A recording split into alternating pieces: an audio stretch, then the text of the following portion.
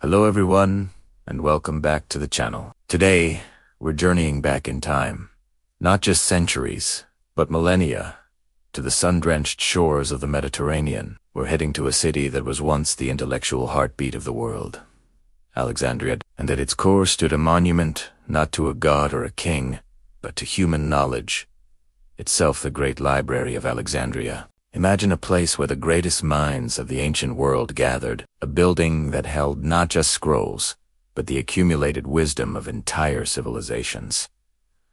This wasn't just a building. It was an idea, a dream of collecting all the world's knowledge under one roof. But how did such an ambitious project even begin? Our story starts with one of history's most famous figures, Alexander the Great. After conquering Egypt, he founded the city of Alexandria in 331 BC, while Alexander himself didn't build the library. His vision for a cosmopolitan hub of culture and learning set the stage. The real credit goes to his successor in Egypt, Ptolemy the First.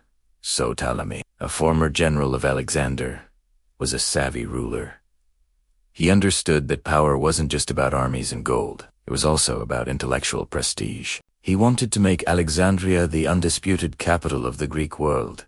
And what better way to do that than by creating an unparalleled center for scholarship? Inspired by Aristotle's Lyceum in Athens, Ptolemy envisioned a Mausoleum, or a temple of the Muses.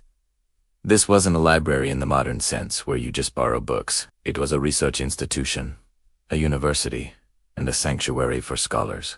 It had lecture halls, gardens, a zoo, medical facilities, and observatories. The library was the heart of this entire complex, its purpose being to support the work of the scholars who lived and worked there, all on the state's dime. Ptolemy I laid the foundation, but it was his son, Ptolemy II, Philadelphus, who truly brought the vision to life. He was obsessed with expansion. He sent agents across the known world with enormous budgets to acquire texts. They bought scrolls in the markets of Athens, Rhodes, and beyond. And they had a rather aggressive acquisition policy. Legend has it that any ship docking in Alexandria's harbor was required to hand over any books on board. These books would be taken to the library, where scribes would meticulously copy them. The original was kept for the library's collection, and the fresh copy was returned to the ship's owner. Imagine the sheer determination. They called this the ship's collection. They even resorted to a bit of trickery. Ptolemy III once borrowed the official state copies of the great Greek tragedies by Sophocles and Euripides from Athens, promising a huge deposit to ensure their safe return. He had them copied onto the finest quality papyrus, kept the priceless originals for the library, and sent the copies back to Athens, happily forfeiting his deposit. For the Ptolemies, no price was too high for knowledge. So, what was actually inside this legendary place? The sheer scale is staggering. Estimates vary wildly, but some ancient sources claim the library held anywhere from 40,000 to over 400,000 papyrus scrolls. Each scroll could contain a work like Homer's Iliad. This was the largest collection of written material the world had ever seen. It contained the works of Greek poets, philosophers, and playwrights. It held scientific treatises, mathematical proofs, and medical texts. But it wasn't just Greek knowledge. Ptolemy II sponsored the monumental task of translating the Hebrew Bible into Greek, creating the Septuagint, a project that took 72 scholars to complete. This shows their ambition wasn't just to hoard scrolls, but to understand and synthesize knowledge from different cultures. Think about the brilliant minds who walked these halls. Eratosthenes, the head librarian who calculated the circumference of the earth with astonishing accuracy using just a stick in his own intellect. Euclid, the father of geometry, who likely wrote his foundational work, The Elements, right here in Alexandria. Archimedes, the genius inventor and mathematician, studied here. Hero of Alexandria, who created the first known steam engine. This was the Silicon Valley of the ancient world. The librarians at Alexandria didn't just collect scrolls, they organized them. This was a colossal task. Imagine getting hundreds of thousands of scrolls with no titles, no authors, and no system. A scholar named Callimachus took on this challenge. He created the Pinox, or tables. This was a 120-volume catalog that listed works by genre and author, including a short biography. It was the world's first comprehensive library catalog, a monumental achievement that laid the groundwork for how we organize information, even today. They standardized texts, corrected scribal errors that had crept in over centuries, and essentially created the definitive editions of many ancient classics that we now study. Without the meticulous work of the scholars at Alexandria, countless masterpieces of literature and science would have been lost to time or garbled beyond recognition. The library wasn't just a warehouse. It was an editor, a publisher, and a preserver of human thought. The story of the Library of Alexandria is a testament to what humanity can achieve when it values knowledge above all else. It was a bold declaration that our collective wisdom is our most precious treasure. For several centuries, it was the brightest beacon of learning the world had ever known, a place where the human mind was pushed to its limits. Of course, we all know this story has a tragic end. The decline and eventual destruction of the library is a complex and debated topic, one we'll explore in a future video. But the rise of the library, its grand purpose, and its legendary collection serve as a powerful reminder of the enduring quest for knowledge that defines our species. Weary talking about the Great Library of Alexandria and the devastating fire that marked the beginning of its end. So, grab your virtual papyrus scrolls, and let's dive into the tumultuous world of ancient Rome and Egypt. Picture this. The city of Alexandria in 48 BC. It's not just a bustling port. It's the intellectual capital of the ancient world. At its heart stands the Library of Alexandria, a magnificent institution founded by Ptolemy I, a successor to Alexander the Great. This wasn't just a building with shelves. It was a sprawling campus university, a research center, and a repository of human knowledge. Scholars from across the known world flocked here to study, debate, and write. The library was said to house hundreds of thousands of scrolls. Imagine that: works of literature, science, mathematics, philosophy, and history, all collected under one roof. Think of Aristotle's original manuscripts, the plays of Sophocles and Euripides, the histories of Herodotus. It was a treasure trove of wisdom, a testament to humanity's thirst for understanding. The goal was ambitious, almost audacious, to collect all the knowledge in the world. Ships docking in Alexandria were even required to hand over any books on board to be copied by the library as scribes. But this golden age of learning was set against a backdrop of political turmoil. The Roman Republic was in the throes of a brutal civil war. Two of its most powerful figures, Julius Caesar and Pompey the Great, were locked in a struggle for absolute control. After a decisive victory at the Battle of Pharsalus, Pompey fled to Egypt, seeking refuge. He probably thought he'd be safe there, given his connections to the Ptolemaic dynasty.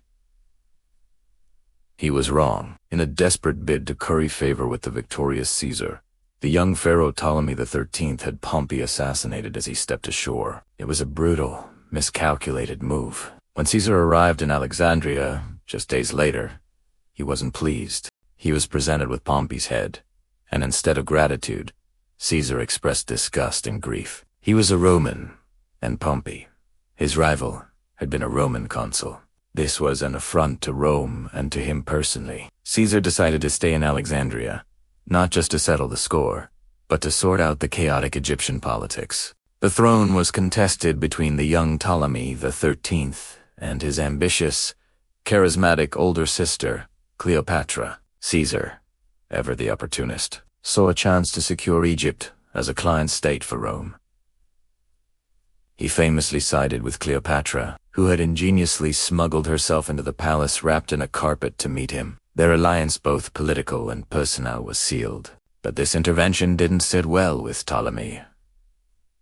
The 13th forces, led by the general Achillas, the Egyptian army, besieged Caesar and his outnumbered Roman legions within the royal palace quarter of Alexandria. The city, once a center of peace and learning, became a battlefield. The famed Alexandrian War had begun. Caesar was trapped, fighting for his life in a foreign city. It was during this intense conflict that the first great catastrophe struck the library. According to several ancient sources, including Plutarch and Seneca, the fire was an accident, a disastrous side effect of the war. To counter the Egyptian fleet that was blockading the harbor, Caesar ordered his men to set fire to the ships. It was a sound military tactic, but one with horrific, unintended consequences. The flames, whipped up by the sea breeze, leaped from the burning ships in the harbor. They spread to the docks, to the warehouses, and then, tragically, to the parts of the city near the waterfront.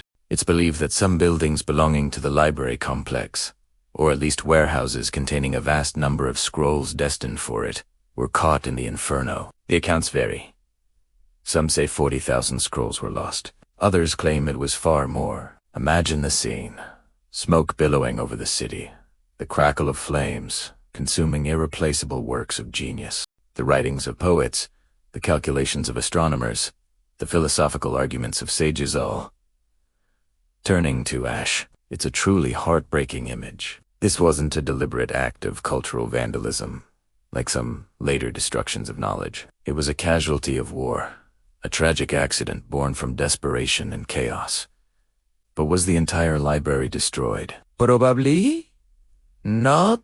Modern historians believe the main building, the Mausian, likely survived this fire. The blaze probably consumed scrolls stored in warehouses near the port, not the primary collection.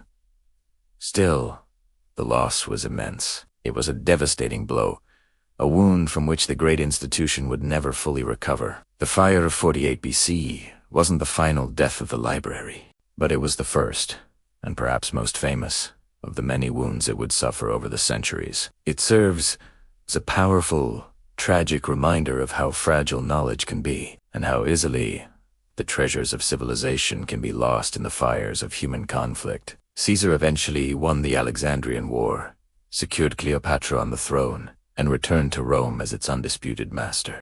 But he left behind a city scarred and a library diminished, a shadow of its former self. The quest for power had inadvertently scorched the Temple of Wisdom. Join us next time as we explore the slow decline and final disappearance of this legendary institution. We often imagine the fall of Rome or the decline of ancient Greece as singular, cataclysmic events, but the truth is far more complex. The magnificent ruins we marvel at today are not just relics of their initial collapse, but survivors of centuries of subsequent change, conflict, and deliberate destruction. This is the story of the ashes of empire, the age of decline that unfolded long after the eagles of Rome had fallen. Let's begin in the late Roman Empire, a world undergoing a profound transformation. The rise of Christianity wasn't just a spiritual revolution. It was a cultural one that reshaped the very landscape of the ancient world. For the early Christians, the old temples weren't just empty buildings. They were seen as dens of pagan demons and idolatry. What followed was a period of systematic dismantling. It wasn't always a violent mob with torches, though that certainly happened. More often, it was official policy. Take the Serapeum of Alexandria, one of the most magnificent temples in the entire ancient world. A sister institution to the Great Library. In 391 AD, under the decree of Emperor Theodosius, it was razed to the ground by a Christian mob led by the Patriarch Theodosius. Statues were smashed, reliefs were defaced, and on its ruins, a church was built.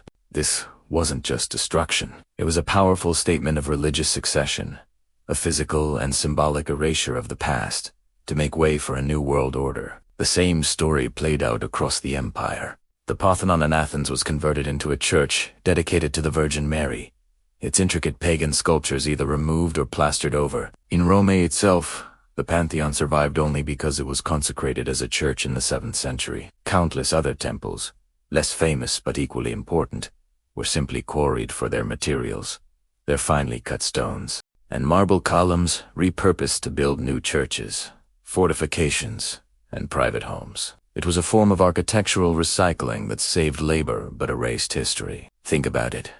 The foundation of a medieval church might be resting on the plundered heart of a Roman temple. As the centuries rolled on, the political map of the Mediterranean and the Middle East was redrawn once again with the rise of Islam. From the 7th century onwards, vast territories of the former Roman and Persian empires came under the rule of new.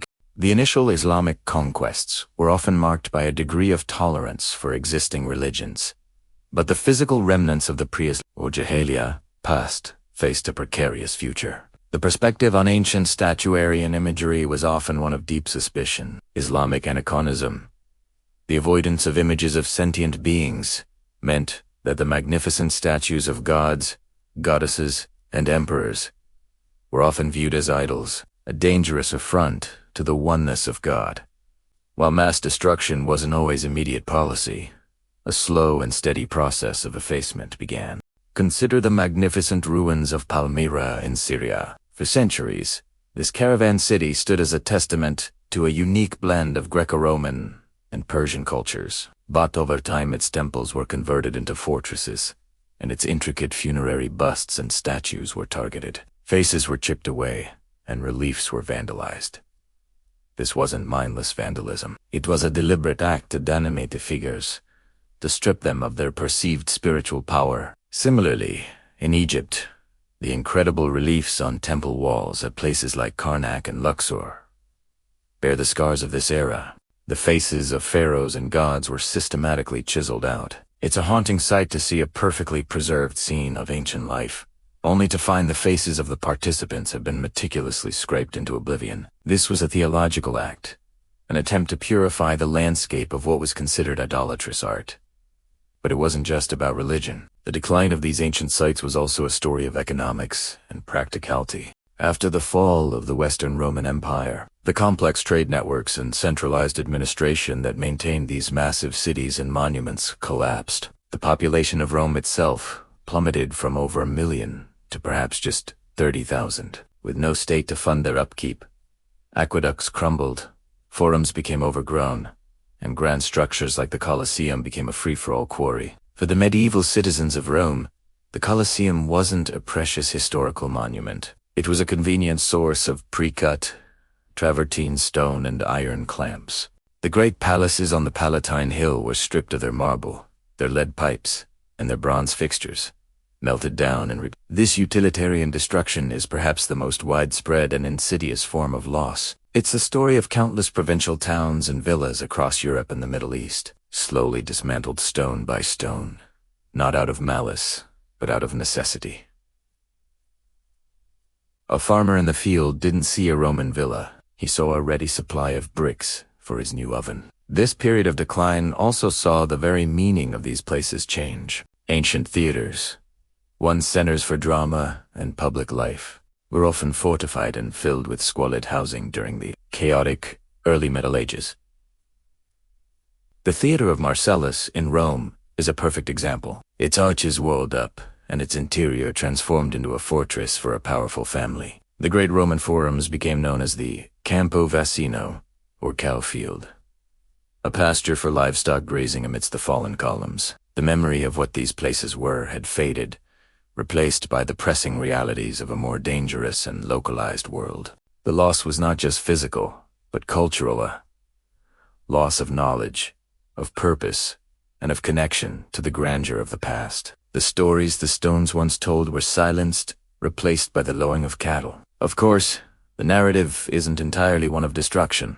There were periods of rediscovery and appreciation. Charlemagne, in the 9th century, famously imported columns from Rome and Ravenna to build his chapel at Aachen, an act that was both practical and symbolic, an attempt to link his new empire to the glory of ancient Rome. Later, during the Renaissance, a new fascination with antiquity was born. Artists like Michelangelo and Raphael studied the ancient ruins, not as quarries, but as textbooks of form, proportion, and beauty. This new perspective helped to slow the destruction and initiate the first efforts at preservation. Popes began issuing edicts to protect ancient monuments, recognizing their cultural and historical value, not just their religious significance. It was the beginning of the shift in mindset from seeing ruins as a resource to be exploited to a heritage to be protected.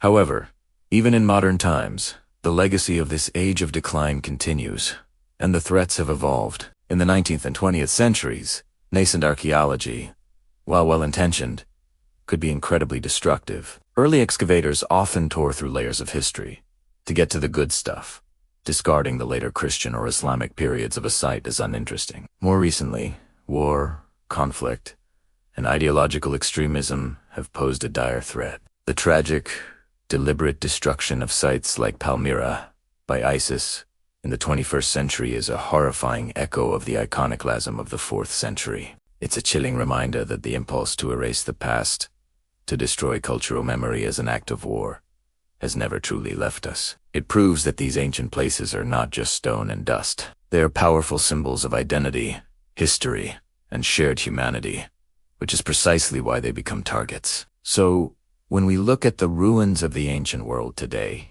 let's remember we are seeing them through a filter of immense, layered history. We are seeing not just the fall of an empire, but the long, complex aftermath. We see the scars of religious zeal, the pragmatism of medieval builders, the neglect of centuries, and the love of Renaissance artists.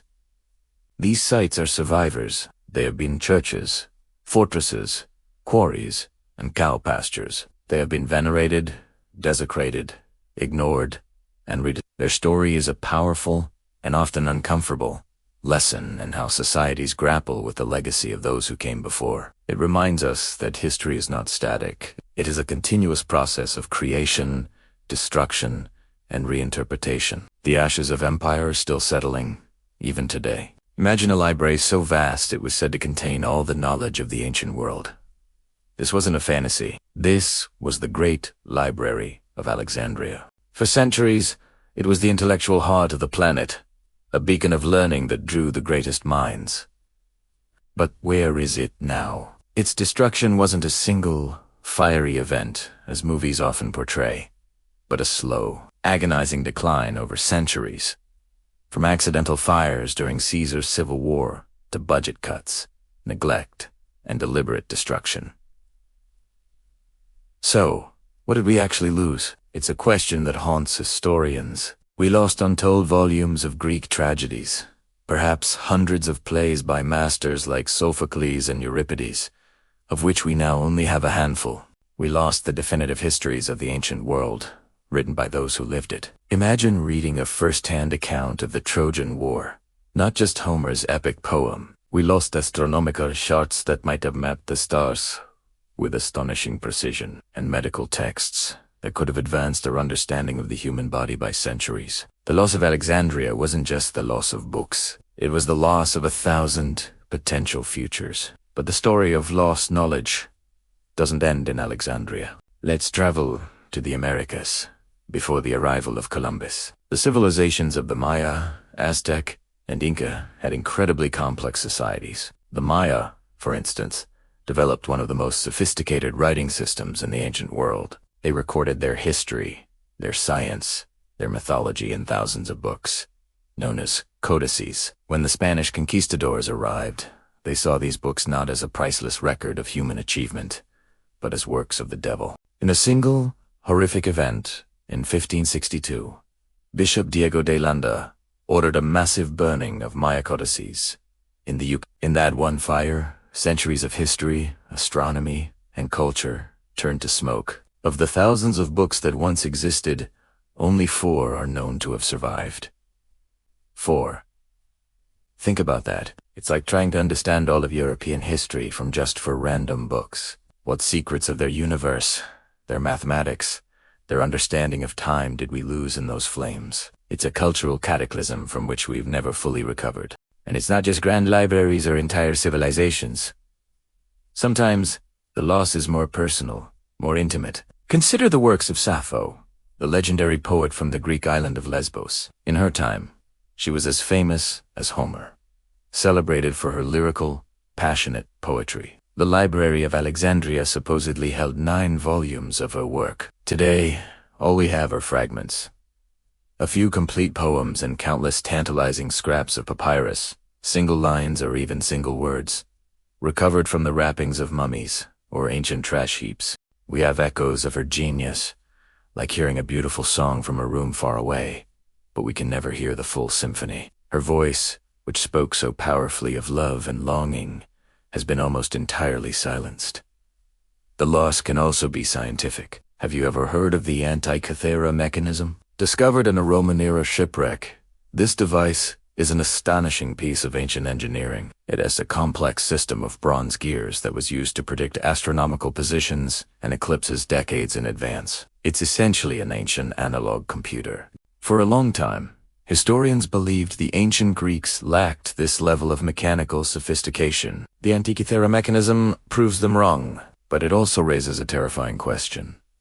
If they could build this, what else did they create that we've never found? This single surviving object hints at a whole world of lost technology, a scientific tradition that was far more advanced than we ever imagined. The knowledge to build such devices seemingly vanished for over 1,000 years, only re-emerging during the European Renaissance. It's a gap in our history, a ghost of a different technological path we might have taken. But this journey isn't just about despair. It's also about hope, resilience, and the incredible story of what survived. For every book that was burned, there were brave souls who risked everything to save knowledge. During the so-called Dark Ages in Europe, it was the monks in remote Irish monasteries and the scholars in the Islamic world who became the guardians of civilization. While Europe was in turmoil, cities like Baghdad, Cordoba, and Damascus became new centers of learning. Scholars there didn't just preserve the ancient Greek texts of Aristotle,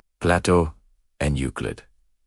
They translated them, studied them, and built upon them. They made massive leaps in mathematics, medicine, and astronomy. Without the House of Wisdom in Baghdad, much of the classical knowledge that fueled the European Renaissance would have been lost forever.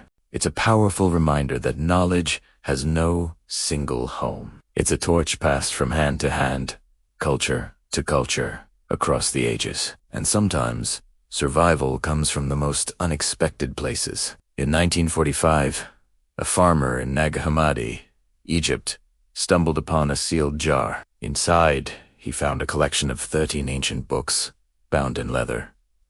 These weren't just any books. They were a library of Gnostic texts, a collection of early Christian writings that were declared heretical and ordered to be destroyed in the 4th century. These texts, like the Gospel of Thomas, offer a radically different perspective on the teachings of Jesus and the nature of faith. For over 1,600 years, this alternative vision of Christianity was thought to be completely extinguished. But one person, or a small group of people, decided to bury their sacred texts in the desert, hoping that someone, someday, would find them. Their act of defiance, their leap of faith into the future, allowed these lost voices to speak to us once more, profoundly changing our understanding of early religious history. Even the fragments we recover can be revolutionary. Modern technology has given us a second chance to read the unreadable. Scientists are now using multispectral imaging to reveal text on the charred scrolls of Hercules, which were buried by the eruption of Mount Vesuvius. They're using CT scans to digitally unroll and read scrolls that would disintegrate if touched. We are, in a very real sense, pulling lost words from the ashes. No word, each recovered sentence, is a victory against time and destruction. It's a painstaking process, but it connects us directly to these long-lost minds. So what is the lasting impact of all this? The echoes of the lost teach us a crucial lesson about the fragility of civilization.